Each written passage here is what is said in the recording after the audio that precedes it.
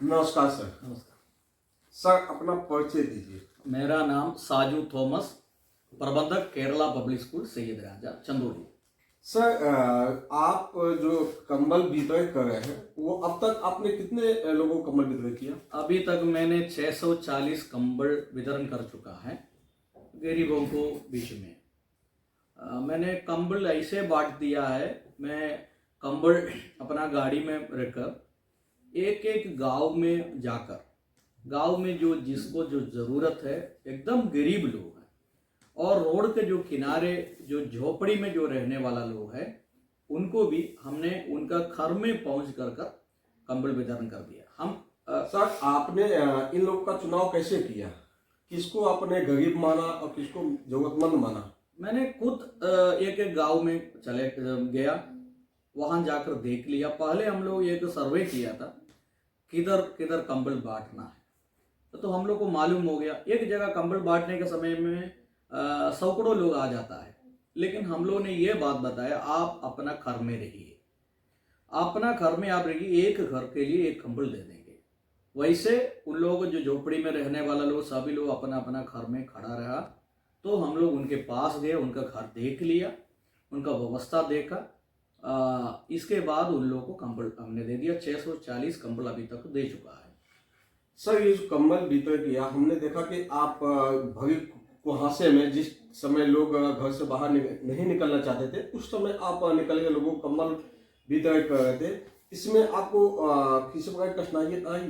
देखिए इस साल बहुत ज़्यादा ठंडा हो गया, मतलब जो घर का अंदर रहने वाले लोग भी 3-4 कंबल ओढ़कर सोने का, उतना ज़्यादा ठंडा हो गया था। लेकिन हमने अपना घर में रहने के बाद मुझे मालूम हो गया बाहर जो रहने वाला को कंडीशन क्या होता है।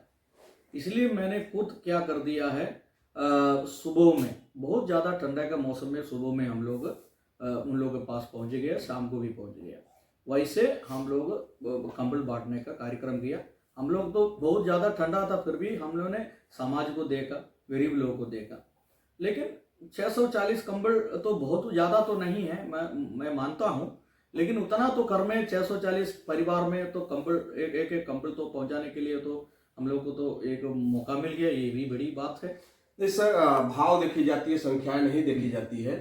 ये स्वयं की तरफ से आपने वितरण किया या किसी संस्था के तरफ से या गवर्नमेंट की तरफ से? नहीं, गवर्नमेंट की तरफ से, गवर्नमेंट की तरफ से मुझे कुछ नहीं मिला है, लेकिन कुछ स्कूल वाला सहयोग किया है। वो तो एक तो पड़ाव में संघ अल हनीफ एजुकेशन सेंटर है, उन्होंने कुछ कंबल दे दिया। और डॉक्टर विनय वर्मा सेंट्रल पब्लिक स्कूल, उन्होंने भी कुछ कंबल दे दिया। ऐसे कुछ लोगों को मदद किया है और बाकी जो अपना पॉकेट से मैंने खर्चा किया, वैसे मैंने पूरा कंबल तो बांट दिया है। ये जो आपने स्कूल्स का नाम लिया है, ये स्कूल्स तो स्वयं भी बांट सकती थी, लेकिन आप ही के थ्रू क्यों बांटा उन्होंने? नहीं, उन लोग भी कंबल बांट चुका है, लेकिन हमारा जो फील्ड का जो एक्सपीरियंस उन्होंने देखा है, हम एक एक घर में जाकर कंबल बांट रहा है, वो देखने के बाद उन लोगों को बहुत खुशी होगा। हाजी साहब ने जो पड़ाव का सेंटर अल हनीफ एजुकेशन सेंटर ने कहा अगले साल में मैं आपको 1000 कंबल दे देंगे, तो वैसे भी हम मुझसे कहना शुरू करें। मतलब मैंने जैसे जो कंबल बांट दिया उसका रीति उन्होंने देखा है, सिस्टम देखा है, तब जिस आदमी को जरूरत है उनके पास तो पहुंच रहा है। नहीं, ये तो हम लोगों ने भी देखा सर। कई वीडियोस आपके यूट्यूब पे चल रही हैं जिसमें आप जो है कि घर घर में जाके जो रोड के साइड में लोग जिनके पास नहीं पहुंच पाती है, गवर्नमेंट की तरफ से बहुत से कंबल वितरण किए गए चंदौली जिला में। लेकिन हमने देखा कि एक जगह पे उन्होंने प्रोग्राम रखा और वहीं पे 1000, 2000, 10,000 लोगों को बुलाया और कंबल वितरण किया, जिसमें कि बहुत से लोगों को नहीं मिल पाया। लेकिन आपका जो वितरण करने का तरीका था वो बड़ा हट के था। आप घर घर जाते थे, सबको सामूहिक तौर से मिलते थे, उनकी समस्याओं सुनते थे और कंबल वितरण। क्या आगे भी ऐसा काम चलता रहेगा आपका सर? इससे भी काम चलेगा। मतलब अगले साल हमारा एक प्लानिंग है, लगभग 5000 कंबल बांटने के लिए है।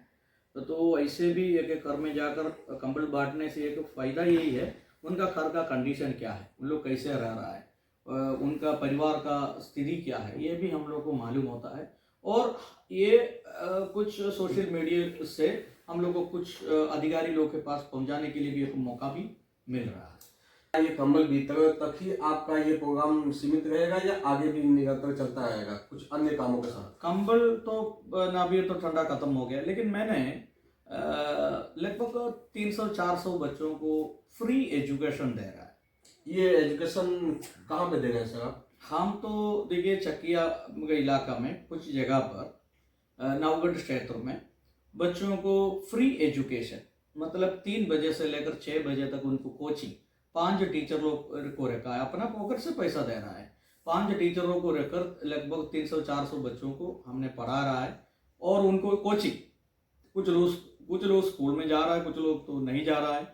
उनको हमने बैग, कॉपी, किताब, पेंसिल, रबर, कटर तो सब कुछ खरीद कर दे दिया है और लगभग 1 साल हो गया उनको मैंने अभी पढ़ा रहा है। उन बच्चों को कोचिंग के टाइप पे आप जो है कि बच्चों को पढ़ा रहे हैं? हाँ, कोचिंग का टाइप में उनको पढ़ा रहा है और आप उनको उनके टीचरों को जो सैलरी जो है टीचर अपने तरफ से रखे हैं या टीचर्स गवर्नमेंट की तरफ से? नहीं, मैं अपने जो कमाई से, जो अपना पॉकेट से पैसा उनको दे रहा है टीचर लोगों को। मैंने वैसे एक सामाजिक सेवा, मतलब 300-400 बच्चों को हम पढ़ा रहा है, लेकिन उनको अच्छी तरह से वो शिक्षा जो मिल रहा है और उन बच्चों भी बहुत खुशी है। उनको स्कूल रेगुलर जाने के लिए मैंने उत्साहित कर रहा। और दूसरा एक प्लानिंग है, स्कूल चलो अभियान, एक प्रोग्राम अभी शुरू करने के लिए सोच रहे हैं। स्कूल चलो अभियान, गांव-गांव घूमेंगे। गांव-गांव घूमने के बाद वहाँ अगल बगल में जो सरकारी स्कूल में बच्चों को भेजने के लिए, कुछ लोग स्कूल नहीं जा रहा है। हमने जो कंबल वितरण करने का समय मुझे मालूम हो गया, बहुत कुछ स्टूडेंट्स, कुछ बच्चे लोग स्कूल नहीं जा रहा है।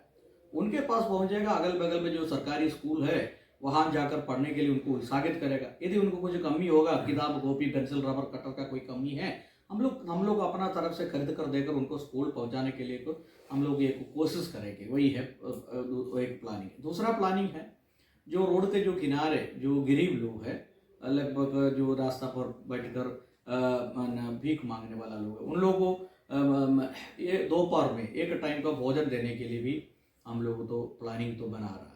इन सब चीजों को चलाने के लिए सर फंड कहाँ से आपको आ रही है? फंड कुछ नहीं है, अपना पॉकेट से जो स्कूल चलाता है उसी से जो मिल रहा है, उसी से कुछ पैसा अलग कर रखा है